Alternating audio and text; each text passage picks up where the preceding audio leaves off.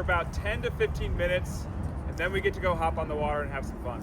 So this is a large group, right? There's 40 of us here. So when we hop in our kayaks, we're actually headed downriver about 4 miles. So we're not going to come back to this location. We're going to take out in what's called Pottstown downriver. So 4 miles is what we're paddling today. So it's a big group, right? There's 40 some of us. We do a few things to manage the group when we're on the river. First and foremost, we do what's called lead and sweep. What that means is we have a boat that's up front that leads the group, and we have a boat in the back that means that sweeps the group. So when you paddle up front, do not paddle past the lead boat. When you're paddling in the back, don't paddle past the sweep boat. Now in the back today is going to be Hippie Ray, as we call him. He's going to be in a tie-dye boat when he's out there. He's a really nice guy. He really doesn't want to tell you to paddle faster. So if you end up in the back with him, you're hanging out for a while, take the hint, maybe you should pick up your paddle a couple times and move a little bit going down the river. He's not going to want to tell you to paddle faster. So that's how we organize the group when we're on the river. And there's a couple more guides with us as well. We have Owen over here hanging out with us, and we have Ayashi back here behind the group. They'll be on the river with us. And if you haven't remembered my name is Noah. We do a few other things to manage the group when we're out there. We communicate in a lot of ways. One is we use our paddle to communicate. If I'm in the front of the group and I put my paddle straight in the air like this, that means come to me or follow me. So I might do this when we get to a shallow area. I want you to follow where I go. I might do this at the end when we're pulling off. That means come to me or follow me. Can you all do that for me real quick? Come to me, follow me. Perfect. All right. What do you think this means? That way. Exactly. Go that way. It's intuitive. What do you think this means? That way. Perfect. All right. You might hear some of our staff use some terms when we're on the river. One of those terms is river right. Another is river left. The river is flowing this way. It always flows this way. So when we're looking downriver, river right is always that side. River left is always that side. So we use that when we're on the river because sometimes river left is a better channel. We might say, hey, go river left, go river left. We might point like this. There's a couple more signals that we can talk about. What do you think this means? Stop. Stop. Perfect. You guys are awesome. All right, so this means stop. Not only does it mean stop paddling, it means to actively paddle backwards to stay in one spot. It might be a rock you're about to hit. You might be hitting some other people that are messing with some stuff. So we want you to stop and just hang out for a second and see what's going on. If you need to stretch today when you're on the river, should you stretch like this? No, because I'm going to freak out and think you all stopping for no reason. So put your paddle down, then stretch. Awesome. So that's how we communicate. Sometimes we use our hands instead of our paddle, but it means the same thing. If I point that way, it means go that way. Hands straight in the air, it means that. So we have our paddle signals, but we also use our whistles for a lot of stuff on the river. We use this, you can use it.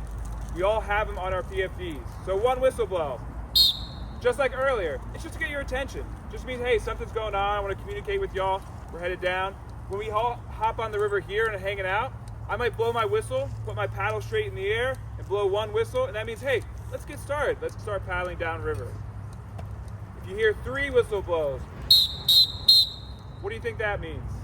Stop. Emergency. Perfect. You guys are on it today. So that means you feel like you are in danger. You feel unsafe. Something bad is happening. That you are so unsafe that you are scared. Spiders do not count. So if you feel unsafe that something is happening to you, to your buddy, to your friend, even your teacher, blow on that whistle 3 times or as much as you can. Maybe in the moment you might not remember 3, so just blow on that whistle as much as you can, and someone will be there to help you. Have I had this happen on a trip yet? I have not, but it could. So we always want to make sure you guys are aware of that. So that's generally how we communicate when we're on the river. But there's some other stuff that we want to talk about with the river as well. So we talked about the river having 2 sides, right? I just need 5 more minutes of attention, then we'll keep going. River right and river left are the banks of the river. What is on all of those banks as we go down? Trees, right? We call them sweepers and strainers. If they're above the water, we call them sweepers. If they're in the water, we call them strainers. We try and stay away from the banks. We don't want to get caught up in those trees. We like to stay in the center of the river. If you get caught up in a tree, no worries, we'll be there to help you out. But just as a general rule, we like to stay in the center of the river. How many of you enjoy swimming? All right, let's learn how we swim in the river. If for any reason you were to exit your boat and you weren't prepared to exit your boat today and you end up in the water, we will have what's called the swimming position. And at Take It Outdoors, what do we say? Enjoy the swim. Enjoy the swim. The water's great. It's going to be warm. It's super shallow. It's hard to find a place where you can't stand up. But what we want you to do, if you were to fall out of your boat today, we want you to sit on your butt like this, put your feet up, and just hang out. Enjoy the swim. What we don't want you to do is worry about your favorite water bottle that you dropped, worry about your paddle, worry about your boat. Just enjoy the swim. We'll be there in just a minute to help you out, get you back in your boat, get you paddling down river again. All right, what are some other obstacles we might see on the river? We have islands, rocks, bridges that we're gonna go through today. The island we jokingly call Lunch Island because we used to take lunch there all the time. We might try and stop there today. It's a larger group, but if we have time, we're gonna try and stop, throw some rocks, nod at each other, hang out, wait a little bit, have a good time. So at this island, it's an important feature because there's two sides of it, right? You can go down the right side or you can go down the left side. Today, we're gonna go down the right side of this island. And what that means is everyone is gonna go down the right side of the island. You don't get to choose which side you go. So after we stop at the island, we're gonna get back in our kayaks and we'll go down the right side. Bridges. If we go through a bridge, which we're gonna go through a handful today, some old bridges and some current bridges, follow the group wherever direction they go. Primarily just because the lead guide's gonna go through the deepest section and they don't want you to get stuck. So follow the boats in front of you as you go through. Rocks. Rocks, tons of them on the river. There's not really big boulders that you're gonna get stuck on or anything like that, but there's tons of little gravel bars. So if you get stuck on a gravel bar, there's a few things to remember. I'm paddling down the river, paddling, and I hear, and I stop. I'm on a gravel bar. What's the first thing you can do? Go ahead. Just ask for help. That's a good one. That's a good one. Before you ask for help, you can wiggle your hips a little bit. Just wiggle, wiggle, wiggle, side to side, wiggle, wiggle, wiggle. You might get yourself unstuck in just a second. Next thing you can do is sometimes you get stuck up on a gravel bar. You can take your hands or you can take your paddle and you can push off the bottom. And you can push yourself back off the gravel. And you can paddle backwards a little bit and go around the rock. No big deal. If you don't get off the water, wait, ask for help. Someone might come along, one of your buddies, and they might grab the back of your kayak, or one of our staff members will come on and help you get off the boat. All right. So, let's go over some basics of paddling. How many of y'all have kayaked before? Fantastic.